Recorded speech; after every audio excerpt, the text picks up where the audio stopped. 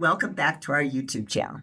So I debated long and hard about whether to jump in on this controversy that's been unfortunately so divisive and so political.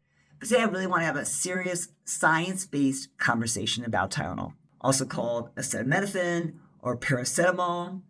This is one of the most widely used drugs on the planet. Before I start, I really want to be very clear. This video is not political. I'm not here to debate any headlines or conspiracy theories. I'm not here to talk about autism.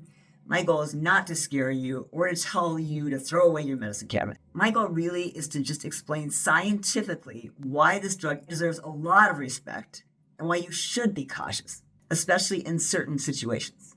I also want to acknowledge there are times when Tylenol might be the only viable choice. At the end, I do want to invite respectful discussion of alternate views. Please base those views on science. Tylenol is an analgesic and antipyretic. That means it reduces pain and fever. Unlike non-steroidal anti-inflammatory drugs like ibuprofen, it doesn't significantly reduce inflammation. But that's one of the reasons doctors often recommend it, because it's easier on the stomach, it doesn't thin blood. It's actually in more than 600 over-the-counter and prescription products, cold and flu remedies, sleeping aids, post-surgery pills like oxycodone. Because it's marketed as safe and gentle, many people assume it's sort of taking a bite. But I want you to know that inside your body, something really important is happening every time you swallow a Tylenol tablet. So first of all, acetaminophen is processed mostly by your liver. Some of it is conjugated, and that's excreted safely. But some of it's actually converted into a really highly reactive compound called N-acetyl P-benzoquinonamine, or NAPQI. NAPQI is toxic. Normally, your body neutralizes it with glutathione. That's your liver's master antioxidant and your main detoxifier. Think of glutathione as a sponge that mops up toxins. If your sponge is full or if sponge is too small, the toxins spill over. So when you take Tylenol, especially at high doses or repeatedly over time, or let's say your glutathione stores are already low, then that sponge can't keep up. And then NAPQI binds to your liver proteins and it causes cell death. It's really why acetaminophen is actually the number one cause of acute liver failure in the US and the UK. It's also why hospitals keep N-acetylcysteine or NAC on hand as an antidote to try to replenish glutathione in somebody who is overdosed on Tylenol. But here's the kicker. You actually don't have to take a lot to potentially get into trouble. Even at prescribed doses in people who use alcohol or are on multiple other medications, or people who are malnourished or fasting or ill, people who have genetic alterations in glutathione metabolism, trouble can ensue, even with a little bit. And glutathione depletion isn't rare. Modern life uses up our glutathione constantly. Alcohol, cigarette smoke, pesticides, air pollution, plastics, heavy metals, mold toxins, even intense exercise and chronic stress, all these pull on the same glutathione reserves. That means millions of people are walking around with low or borderline glutathione before they ever even touch a Tylenol tablet. And they get sick, and they take acetaminophen, and we wonder why their liver numbers spike or why they get brain fog. This isn't a theoretical risk. It's happening every day. The problem is that this involves more than the liver. Glutathione is not just a liver molecule. It's actually present in virtually every cell of your body, especially in high energy organs like your brain, your kidneys, your immune system. And glutathione's job isn't only to neutralize drugs. It also has to keep your cell's redox balance in check. Meaning it keeps free radicals from damaging things like your proteins, your lipids, and your DNA. So when glutathione runs low, your entire antioxidant network falters. Here's what it looks like. In the brain, low glutathione increases oxidative stress on neurons. So that's why sometimes people get brain fog, headaches, especially when they're recovering from things like anesthesia. Some research links chronically low glutathione to neurodegenerative conditions like Alzheimer's and Parkinson's. How about the immune system? In the immune system, glutathione is important for our immune cells to make and regulate inflammatory signals. So depletion blunts your immune defense, or it can actually make it overreactive. Autoimmunity, you start attacking yourself. That's not ideal at any time, especially if you're recovering from surgery or infection or pregnancy. The most common times to be taking Tylenol.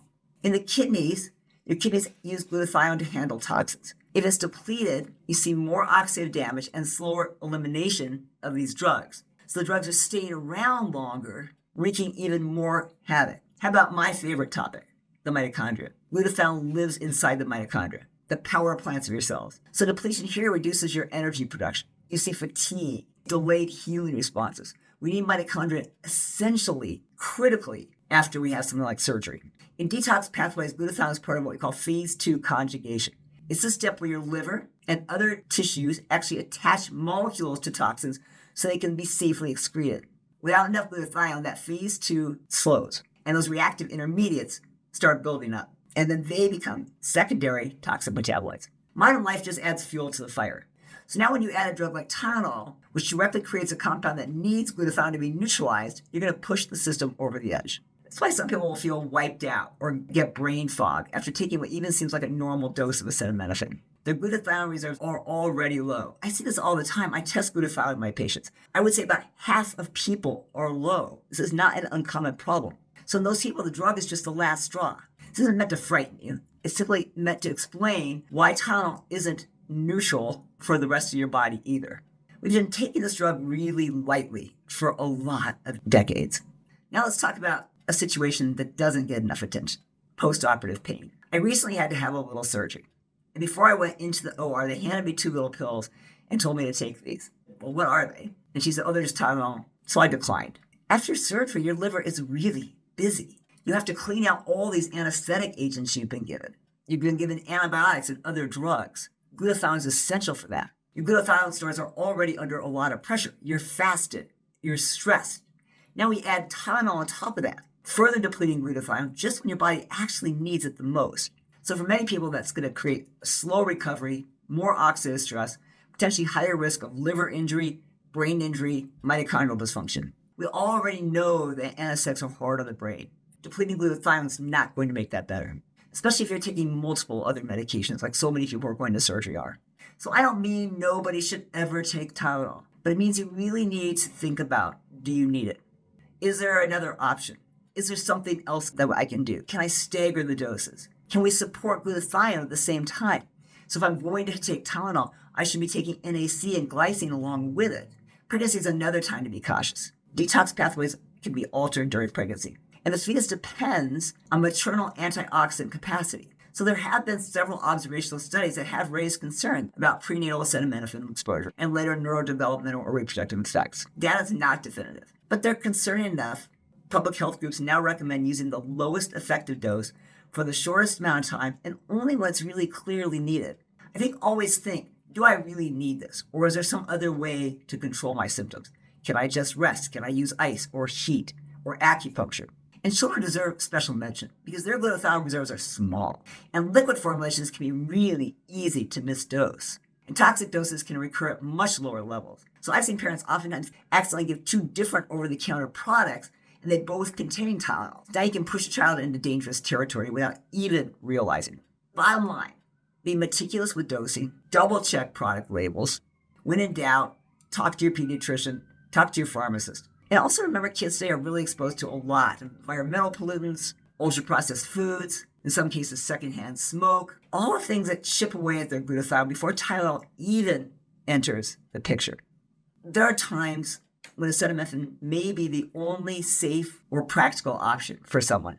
So this isn't a never ever take Tylenol message. It's really a more respect the drug message. I really want you to understand what it does and really make an informed decision. So what can you do? Check labels carefully. There's a lot of combination products that contain acetaminophen. You need to add up the total dose. Make sure you're staying well below safe limits. For adults, that's 3,000 to 4,000 milligrams per day, but much less if you drink alcohol, or you've altered liver functions, or you're taking other medications, or you're under a lot of stress. Support your glutathione.